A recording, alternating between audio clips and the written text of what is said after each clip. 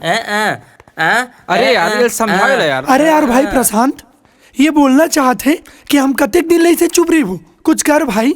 अरे यार तुमन बिना ये बेचारा जिंदगी भर के लिए गूंगा रह सकते, तुमन का 2 दिन के लिए गूंगा नहीं रह सको।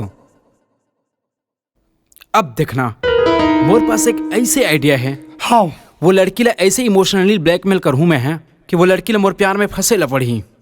चलो। पता है इसका बॉयफ्रेंड इतना बेवकूफ है, ऊपर से मैंने लेटर फेंका फिर भी नहीं समझ पाया। ऐसा कोई बॉयफ्रेंड रखता है क्या? यार उसके बारे में छोड़ो ना, कल मिलते हैं। Bye bye.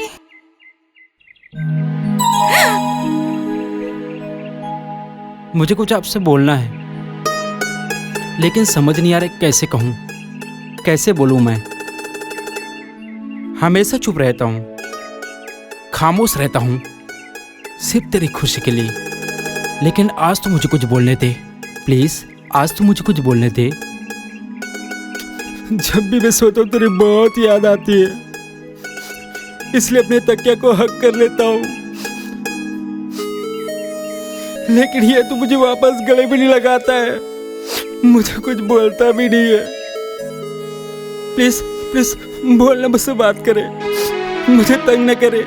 इसकी खामोशी से मुझे बहुत तकलीफ देती है, क्योंकि मैं तुमसे बहुत प्यार करता हूँ यार। I love you so much needy, मैं तुमसे बहुत प्यार करता हूँ। प्रशांत, मैं तुम्हारी भावनाओं को समझती हूँ, पर क्या करूँ, मैं मजबूर हूँ।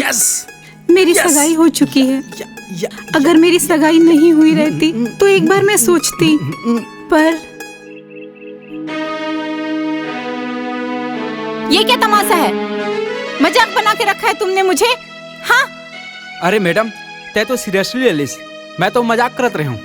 काबर दोस्त मन के साथ शर्त लगा रही हूँ ना मैं। You shut up. अरे भाई प्रशांत, अब तो ये गए, अब तक क्या कर भी? अबे तुमन टेंशन कब लेते हो बे? वो जाते ना जान देना। हाँ, मोर दिल के राजकुमारी ये नहीं, तक कौन है? मोर दिल के राजकुमारी तो कोई और।